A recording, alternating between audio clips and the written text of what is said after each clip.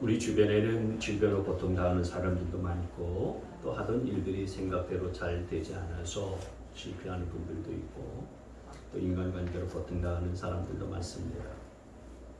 이렇게 고통을 당하는 분들에게 필요한 것이 뭐겠습니까? 그것은 다른 것이 아니라 끝까지 희망을 포기하지 않는 믿음입니다. 여러분, 영원한 어둠이란 없습니다. 어둠이 지나가고 나면은 빛이 비치는 밝은 새 아침이 오고 또 새벽이 옵니다. 태풍도 영원한 태풍이란 없습니다. 1년 365일 태풍이 불지 않습니다. 태풍이 지나가면은 다시 평온한 날이 오는 것입니다. 그래서 우리 인생에는 낙심과 절망과 좌절에 빠져서 살기에는 너무나 짧은 인생이기 때문에 절망할 수밖에 없는 그런 상황과 환경 속에서도 믿음으로 희망을 가질 수 있게 되어지기를 바랍니다. 네. 오늘 우리가 살펴보게 되어지는 이 사도행전 12장에는 이 절망과 기적이 동시에 기록이 되어져 있습니다. 오늘 본문을 보면은 헤롯 왕이 나옵니다. 이 헤롯 왕은 헤롯 대왕의 손자입니다. 그래서 이름이 헤롯 안티파스 1세입니다. 근데 이 헤롯 왕은 당시 로마 제국 아래에 있었던 이스라엘의 분봉왕으로 세워진 자입니다. 분봉왕이라고 하는 것은 로마가 세계 여러 나라를 다스릴 때에 한 나라를 네 지역으로 나누어서 통치하는데 그 중에 한 지역을 통치하고 다스릴 수 있도록 위임받은 왕을 말합니다. 오늘 본문에 나오는 헤롯 왕은 그런 범궁왕이었습니다. 근데 이 헤롯 왕이 정통 유대인이 아니었기 때문에 유대인들로부터 큰 지지를 받지 못했습니다. 그래서 유대 종교 지도자들의 비율을 맞추기 위해서 많은 노력을 기울였습니다. 그러던 중에 유대 종교 지도자들의 가장 큰 골칫거리가 뭐냐면은 바로 얼마 전에 죽은 예수를 믿는 무리들이 점점점 더 많아지고 있다라고 하는 거예요. 이게 굉장히 유대 지도자들에게 있어서는 골칫거리였습니다. 그래서 헤롯 왕은 지금 예수 믿는 무리들 중에 아주 대표적인 예수님의 12제자 중에 하나인 야고보를 잡아서 칼로 죽였습니다. 그러자 이 유대 종교 지도자들이 너무너무 기뻐하는 거예요. 그리고 이 헤롯 왕의 말을 잘 듣지 않던 자들이 나긋나긋해졌습니다. 그래서 헤롯 왕이 그 유대 종교 지도자들에게 또 내가 어떻게 또 너희들을 도와줄까? 그랬더니 이제는 베드로까지 잡아서 죽여달라는 겁니다. 그래서 베드로를 체포해서 데리고 왔습니다. 여러분, 지금 이 야고보가 죽고 또 베드로까지 체포당해서 끌려오게 되어진 이 상황 속에서 초대교회는 어떻게 했습니까? 큰 위기에 빠진 거죠. 아마 교회는 침울했을 것이고요. 그리고 교회는 흔들렸을 것입니다. 이 초대교회의 지도자들은 주님이 승천하시고 나서 12제자들이 교회의 지도자들로서 이제 사역을 하고 성도들을 돌봤는데 그 중에 대표적인 야고보는 죽고 또 베드로는 이렇게 감옥에 잡혀 들어갔으니 큰 위기가 아니겠습니까? 근데 여러분, 이렇게 초대교회가 큰 위기에 빠졌을 때 초대교회 성도들은 무엇을 했을까요? 교회가 이런 위기 가운데 있을 때 초대교회 성도들은 모여서 어떤 대책을 논의하거나 회의하지 않았습니다. 두려워하거나 근심에 빠지지 않았습니다. 오늘 우리가 읽은 15절 말씀을 같이 보겠습니다. 이렇게 되어서 베드로가 감옥에 갇히고 교회는 그를 위하여 하나님께 간절히 기도하였다. 베드로가 감옥에 갇힌 이 위기 속에서 초대교회는 하나님 앞에 간절히 기도했습니다. 간절히 기도했다라고 하는 것은 절박하게, 끈기 있게, 사력을 다하여 기도했다, 그런 뜻입니다.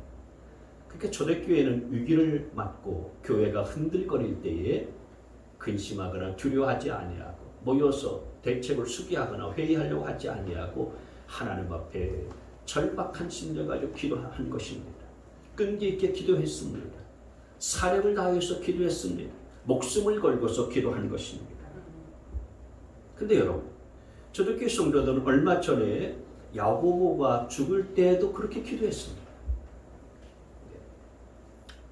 야고보가 죽을 때도요, 살려달라고 아마 기도를 많이 했습니다.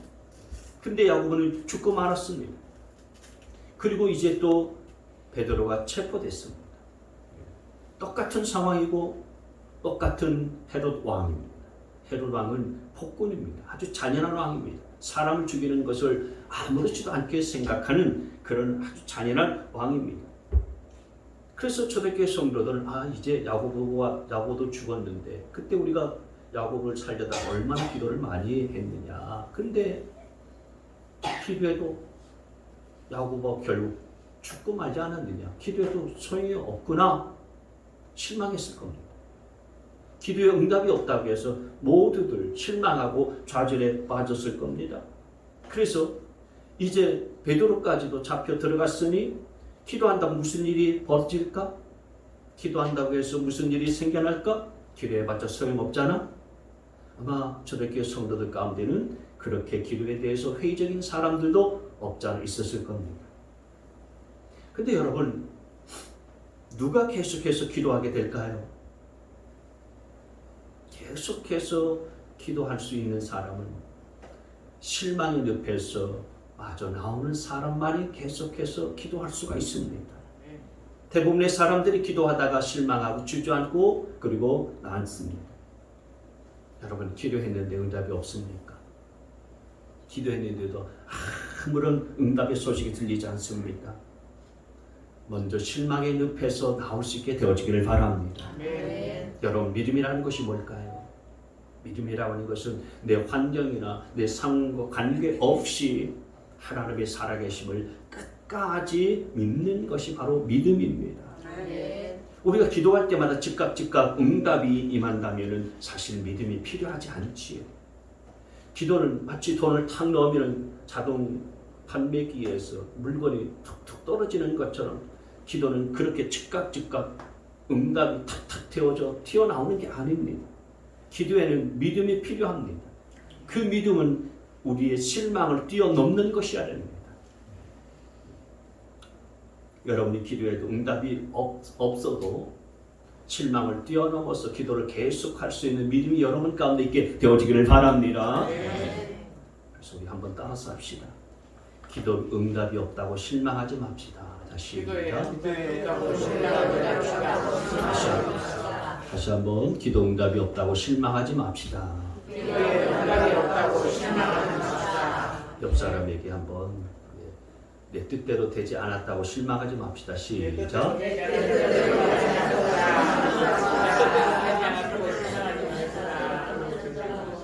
여러분, 실망하지 않게 되어지길 바랍니다. 실망의 늪을 지나갈 수 있게 되어지길 바랍니다. 이제 헤롯 왕이 그렇게 베드로를 끌어내어서 죽이려고 하는데 6월절이라서 죽일 수 없다는 거예요. 그래서 6월절이 끝나기까지 이 베드로를 감옥에 가뒀습니다. 근데 감옥에 가뒀는데 그냥 가둔 게 아니고 어떻게 가뒀느냐. 경비병 16명을 4명씩 4패로 나누어서 베드로를 지키게 했습니다. 그리고 두 손에는 쇠사슬을 채워서 꼼짝 못하게 만들었습니다. 그뿐만 아니라 잠을 잘 때도요, 경비병 군인 2명이 베드로 좌우에 포진해서 잠을 잘 수 있도록 했습니다. 아주 철저하게 감시하고 가는 거죠. 그러니까 이런 상황 속에서 베드로가 석방되어지고 베드로가 이 감옥에서 빠져나올 확률은 제로입니다. 확률이 없어요. 초대교회 성도들 가운데 빽 있는 사람, 권력 있는 사람이 있습니까? 아무도 없었습니다. 그러니까 누구에게 손을 써서 빼올 수 있는 방법도 없습니다. 아무것도 없는 거예요. 베드로가 이 감옥에서 나올 확률은요 0.00001%도 안 됩니다.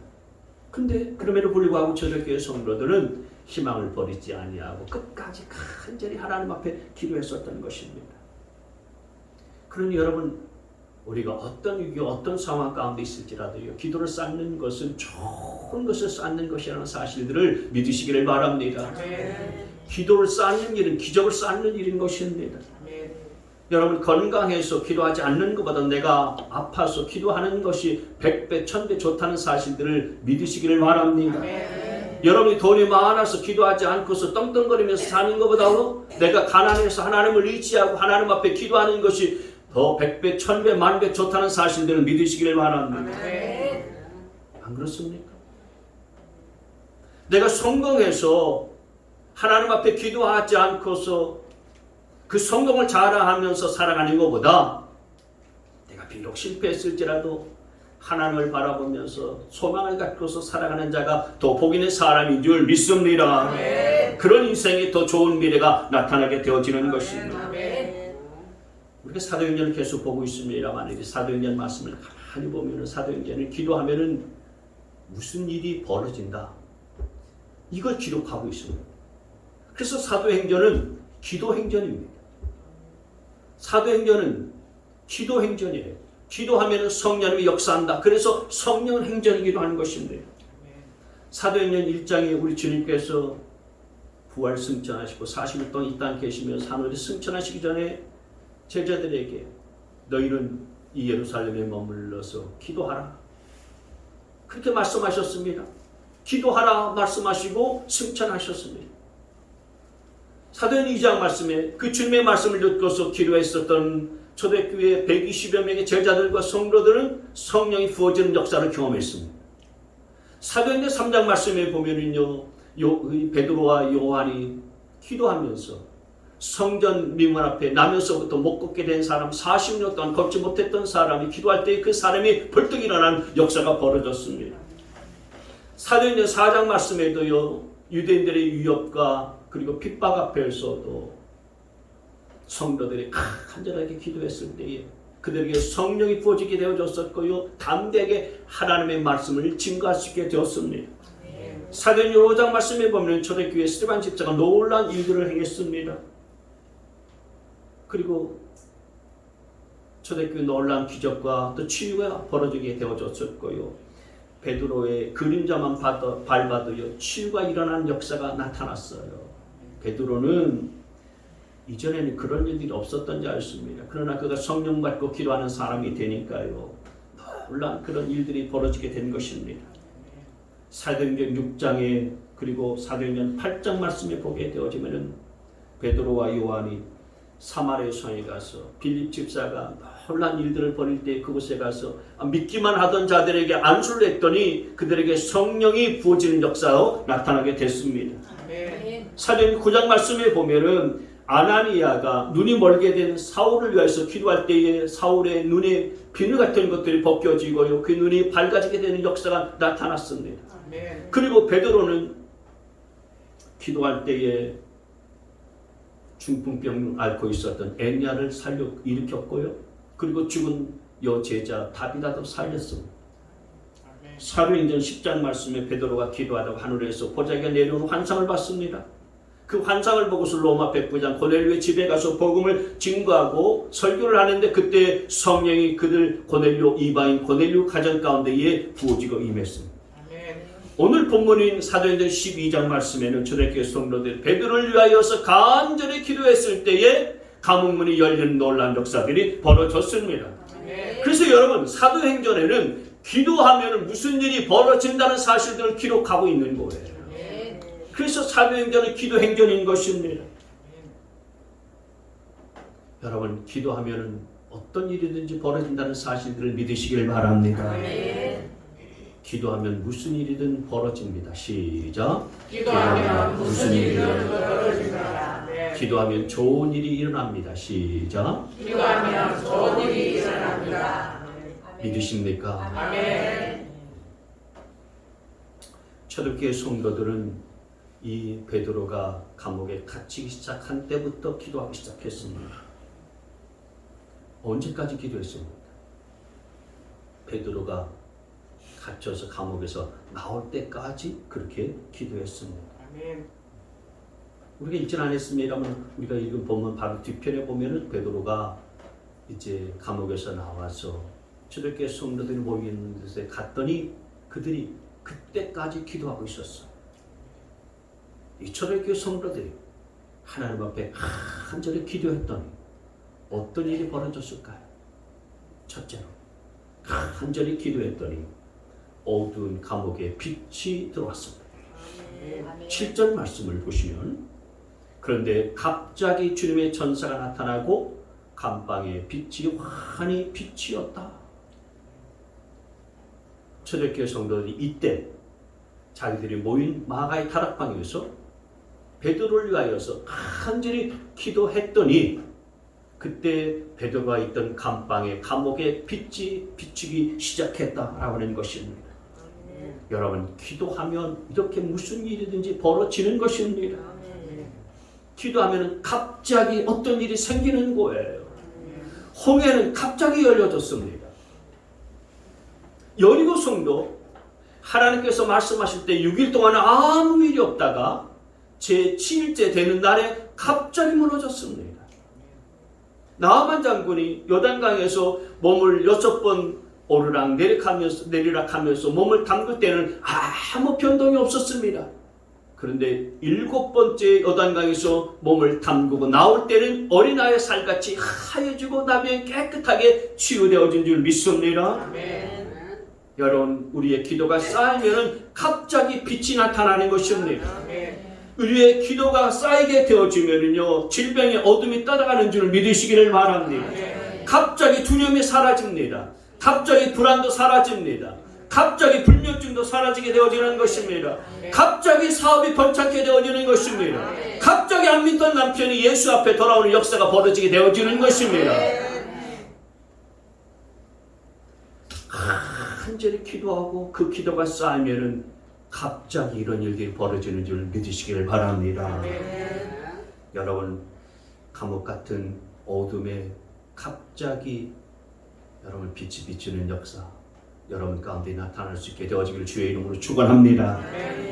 두 번째로 간절히 기도했더니 어떤 일이 벌어졌습니까? 7절 하반절 말씀에 보면은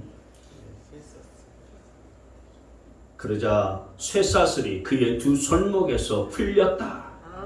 두 손목을 묶고 있던 쇠사슬이 풀어졌습니다. 여러분, 우리의 기도가 쌓이면은 갑자기 쇠사슬이 풀어집니다. 분노의 쇠사슬이 풀어집니다. 중독의 쇠사슬이 풀어집니다. 가난의 쇠사슬이 풀어집니다. 그리고 꼬인 인간관계도 풀어집니다. 원한의 쇠사슬도 풀어지는 줄 믿으시기를 바랍니다. 고린도후서 3장 17절 말씀에 보면 주의 영이 있는 곳에서는 자유함이 있다고 말씀했습니다. 성령님이 역사하시면 모든 묶인 것들이 풀려지고요 자유케 되어지는 역사가 나타나게 되어지는 것입니다. 여러분들을 꽁꽁 묶고 있었던 쇠사슬이 어떤 것이든지 간에 성령님이 역사하셔서 기도하면은 풀어지게 될 것을 믿으시기를 바랍니다. 여러분, 저와 여러분은 하나님의 자녀로서 자유를 누릴 수 있는 권리가 있어요. 특권이 있어요. 여러분을 묶고 있는 무엇이든지 간에 오늘 기도할 때에 성령님의 역사로 말미암아 그 묶임에서부터 자유케 되어지는 은혜를 경험할 수 있기를 주님의 이름으로 축원합니다. 세 번째로 간절히 기도했더니 감옥문이 열리는 역사가 벌어졌습니다. 10절 말씀을 보시면은 그들이 첫째 초소와 둘째 초소를 지나서 그들은 천사들을 말하는 거예요. 시내와 시내로 통하는 철문에 이르니 문이 저절로 열렸다. 문이 저절로 열렸습니다. 감옥문을 누가 언제 어떻게 열었습니까? 저절로 열린 거예요. 여러분, 이건 성령께서 하신 것입니다. 아멘. 여러분이 간절하게 기도하게 되어지고 그 기도가 쌓이게 되어지면은요 굳게 닫힌 옥문이 저절로 열린다는 사실들을 믿으시기를 바랍니다. 아멘. 지금 여러분을 가두고 있는 감옥이 뭡니까? 여러분, 그 어떤 감옥일지라도요 기도가 쌓이면 저절로 열릴 줄 믿으시기를 바랍니다. 돈, 재정의 문, 경제적인 문, 여러분 그 문도 열리게 될 것을 믿으시기를 바랍니다. 사업의 문이 열리게 될 것입니다. 건강의 문이 열리게 될 것입니다. 지혜의 문도 열리게 될 것입니다. 만남의 문도 열릴 것입니다. 관계의 문도 열릴 것입니다. 여러분, 우리 주님께서 이 세상에 왜 오셨습니까? 우리 주님께서 직접 이런 말씀하셨습니다. 내가 세상에 온 이유를 주님께서 말씀하시기를 누가복음 4장 18절 말씀이에요. 주님이 직접 하신 말씀이에요. 주님의 영, 하나님의 영이 내게 내리셨다. 하나님께서 내게 기름을 부으셔서 가난한 사람에게 기쁜 소식을 전하게 하셨다. 주님께서 나를 보내셔서 포로된 사람들에게 해방을 선포하고 눈먼 사람들에게 눈뜸을 선포하고 억눌린 사람들을 풀어주고 주님의 은혜의 해를 선포하게 하셨다. 주님이 이 땅에 오셔서 사역을 하시는 동안에 이 땅에 온 이유를 주님께서 직접 하신 말씀인 거예요. 그러니 여러분, 우리 주님은 모든 사람을 자유케 하고 억눌림에서도 풀어주시고 해방케 해주시기 위해서 우리 가운데 오셨다는 사실들을 믿으시길 바랍니다. 이 주님 때문에 여러분이 참된 자유를 누릴 수 있기를 주의 이름으로 축원합니다. 네 번째로 간절히 기도하였더니 어떤 일이 벌어졌습니까? 헤롯이 죽었어요. 여기 23절을 보십시오. 그러자 즉시로 주님의 천사가 헤롯을 내리쳤다. 헤롯이 하나님께 영광을 돌리지 않았기 때문이다. 그는 벌레에 먹혀서 죽고 말았다. 조금 전에 야고보도 죽었습니다. 그리고 이제 베드로로 죽을 차례입니다. 그런데 천사가 헤롯을 쳤습니다. 그래서 헤롯이 벌레에 먹혀서 죽고 말았다. 성경은 그렇게 기록하고 있습니다. 벌레에 먹혀 죽었다라는 것은 갑자기 바이러스에 걸려서 죽었다, 그 얘기예요. 헤롯이라는 이름의 뜻은요, 영웅입니다. 영웅. 영웅이라는 뜻을 갖고 있어요. 세상 사람이 볼 때 헤롯 왕은 영웅처럼 보였을지도 모릅니다. 그는 왕의 자리에서 비록 분봉왕일지라도 천년 만년 그 권력과 지위를 부귀영화를 누릴 것이라고 생각했을 겁니다. 그러나 한순간에 자기가 벌레에 잡아먹혀서 이렇게 죽을지라고는 미처 생각하지도 못했을 거예요. 여러분, 저와 여러분이 기도하고 우리의 기도가 쌓이게 되어지는 반드시 이 헤롯 왕과 같은 대적들을 하나님께서 물리쳐 주실 것입니다. 아멘. 여러분을 괴롭히는 사람이 있습니까? 그 사람이 헤롯처럼 내가 감히 상대할 수 없는 큰 힘을 갖고 있습니까? 저 원수 같은 자 내가 어쩌지도 못하고 저 어떻게 하나? 이렇게 고민에 빠져 있고 그 사람 때문에 내가 괴롭힘을 당하고 있습니까? 여러분, 두려워하지 마세요. 하나님께서 저와 여러분들을 대신하여서 대적해 주실 것입니다. 아멘. 하나님의 자녀의 무기는 칼과 창에 있지 않습니다. 우리의 최고의 무기는 하나님을 믿는 믿음인 것입니다. 아멘. 하나님을 믿는 믿음 갖고서 우리가 기도를 쌓아가기만 하면 하나님께서 우리를 대신해서 싸워주십니다. 아멘. 히브리서 10장 30절 말씀해 보시면 원수를 갚는 것은 내가 할 일이니 내가 갚아주겠다라고 말씀하셨습니다. 그러니 여러분, 내 능력을 보고서 실망하거나 낙심하지 말고 하나님을 바라보시고서 계속 기도할 수 있게 되어지기를 바랍니다. 하나님께서 헤롯을 치신 것처럼 나를 고통스럽고 괴롭게 하는 그 대적들을 하나님께서 치실 줄 믿습니다. 그런데 여러분, 오늘 본문 보면은 다 특이하지만 좀 특별한 그런 장면이 하나 있습니다. 뭐겠습니까? 오늘 이 베드로가 감옥에서 나오는 장면이 다 기적과 같은 장면이라서 하나하나 다 특이하고 특별하지만은 그 중에서 좀 더 우리가 기억할 특이한 장면이 하나 있는데 그게 뭐냐면 베드로가 당장 내일이면 죽는데 유월절이 끝나가고 그래서 내일이면은 죽게 되는 상황인데 그 밤에 편하게 잠을 잤다는 거예요. 아무 두려워하지도 아니하고요, 겁내지도 아니하고요, 아주 편한 잠을 잤다는 것입니다.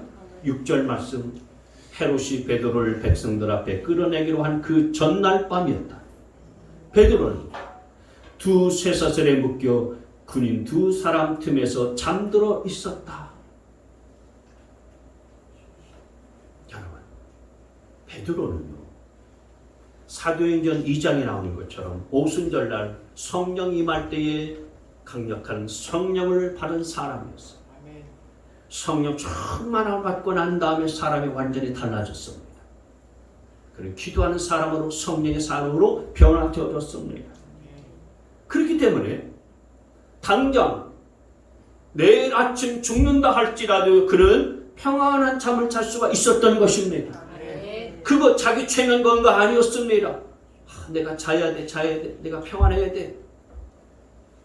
그런 거 아니었습니다. 여러분, 성령의 사람이 되면 기도의 사람이 되고, 성령의 사람이 되면 성령으로 충만하여서 하나님의 영이 내 안으로 가득하고 내 안에 충만하기 때문에 내가 언제 죽어도 평안할 수 있다는 사실들을 믿으시기를 바랍니다.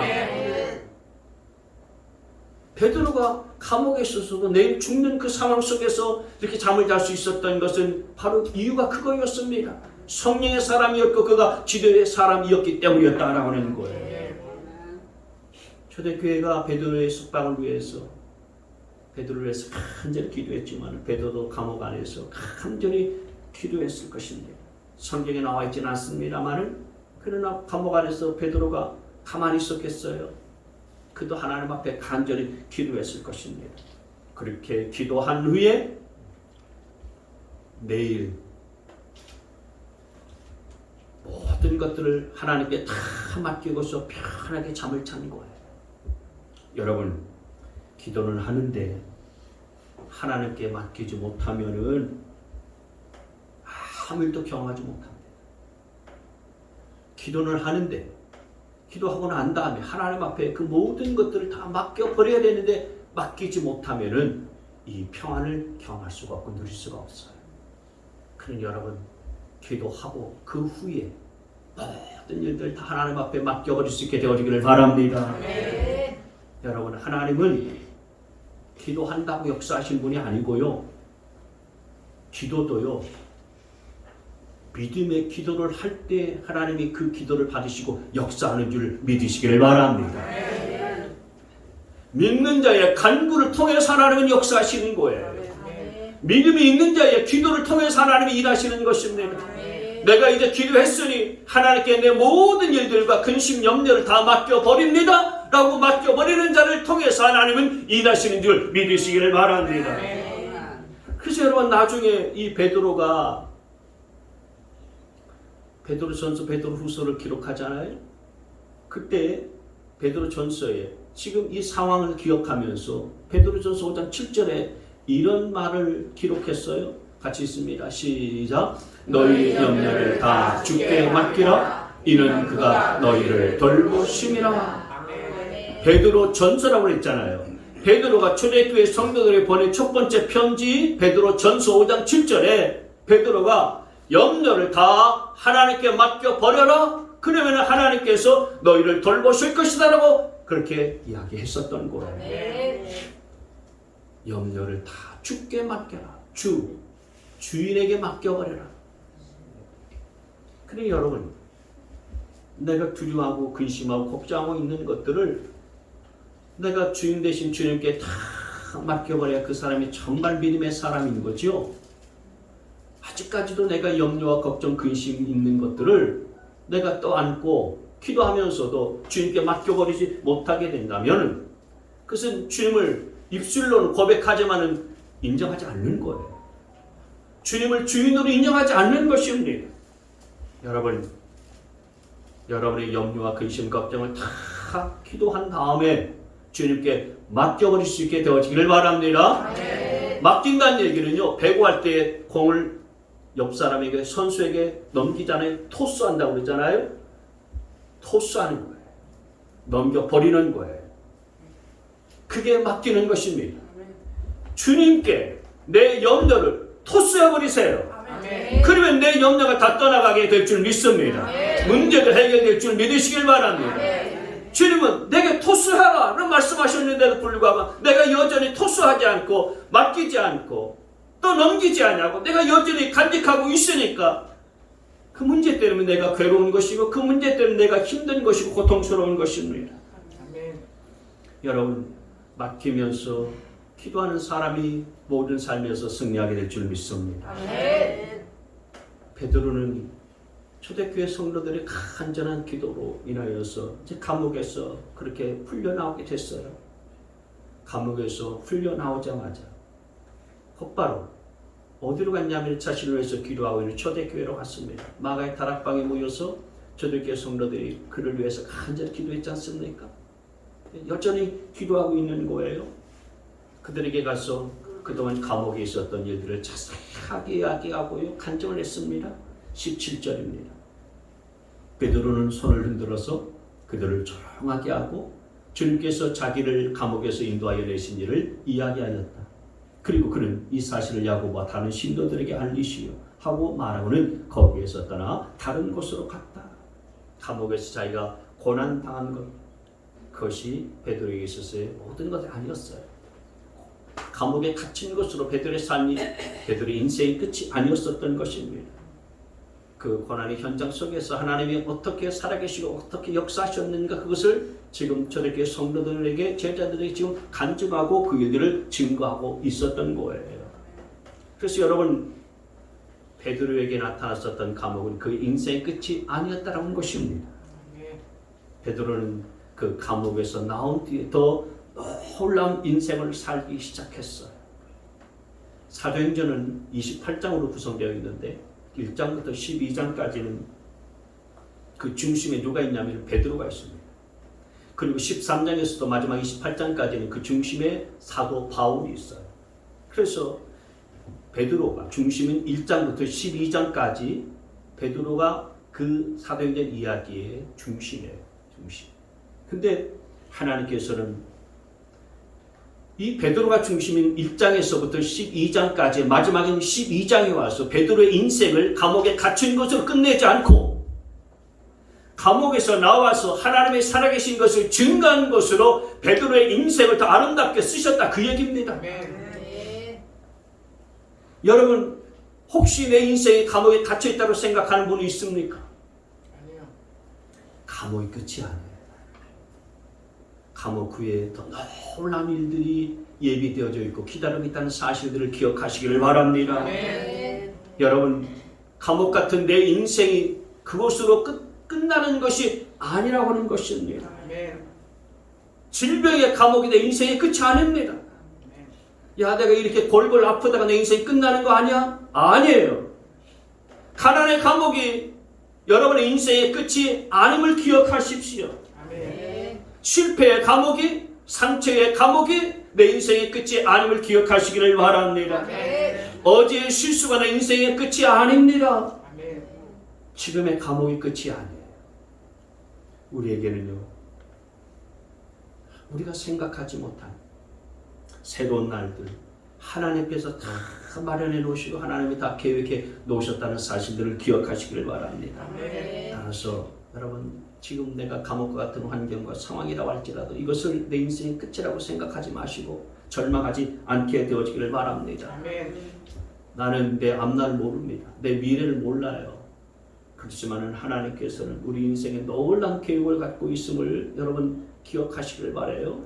그래서 예레미야 29장 이렇게 말씀했습니다. 같이 읽습니다. 시작. 너희를 두고 계획하고 있는 일들은 오직 나만이 알고 있다. 내가 너희를 두고 계획하고 있는 일들은 재앙이 아니라 번영이다. 너희에게 미래에 대한 희망을 주려는 것이라. 나 주의 말이다. 할렐루야. 이 말씀 믿으십니까? 내가 너희를 두고서 갖고 있는 계획은 뭐냐? 너희들 망하려고 하는 거 아니야. 너희에게 번영을 주려고 하는 것이다. 축복을 주려고 하는 것이다. 미래에 절망이 아니라 희망을 주려고 하는 것이 내가 너희 인생을 향해서 갖고 있는 내 계획이야. 하나님 이런 말씀을 하시니까 믿으시기 바랍니다. 그러니 여러분 비록 환경과 상황과 모든 것들이 절망적이라 할지라도 절망하지 말고 희망을 포기하지 않게 되어지기를 바랍니다. 하나님은 저와 여러분을 여전히 기대하고 계세요. 내 인생 여기가 간 것 같아. 내 인생이 이게 끝인 것 같아. 이게 한계야. 보이지 않아. 캄캄해. 여러분 그렇게 포기하시는 분 혹시 계십니까? 하나님은 여전히 저와 여러분을 포기하지 않으셨다는 사실들을 기억하시기를 바랍니다. 하나님은 한 번 나를 잊은 적도 없고요. 포기한 적 없으십니다. 아무리 내가 못났을지라도 아무리 내가 지난 과거에 많은 실수를 했었을지라도 아무리 내가 넘어지고 자빠졌을지라도 하나님은 저와 여러분을 여전히 붙드시고 계신 분이라는 사실들을 믿으시기를 바랍니다. 하나님은 저와 여러분을 도우시기를 원하십니다. 오늘 그 하나님의 능력이 우리 모두 가운데 임할 수 있게 되어지길 주님의 이름으로 축복합니다. 아멘.